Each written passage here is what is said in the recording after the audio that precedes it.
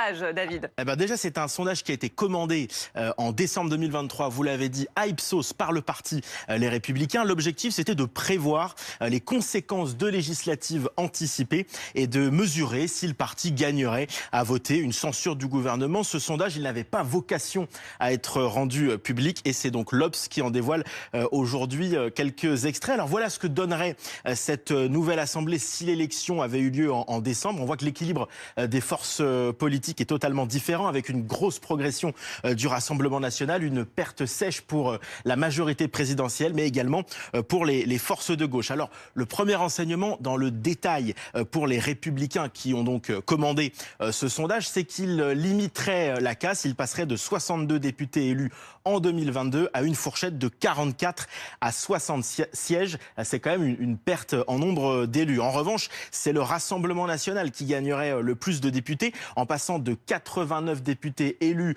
au soir du second tour des législatives en 2022 à une fourchette, vous le voyez, de 243 à 305 sièges, ce qui veut dire que le parti pourrait dépasser la barre des 289 sièges qui sont nécessaires pour obtenir la majorité absolue à l'Assemblée nationale, ce qui serait inédit pour le parti. Un autre enseignement de ce sondage concernant la majorité présidentielle, 246 députés élus en 2022, eh bien là, il y aurait quand même une perte sèche puisqu'il y aurait une fourchette de 117 à 165 députés élus. Et puis pour les forces de gauche, pour la NUPES, eh bien là aussi, il y a une perte de députés, 131 députés élus au soir du second tour des législatives en 2022. On serait cette fois à 55, 79 députés.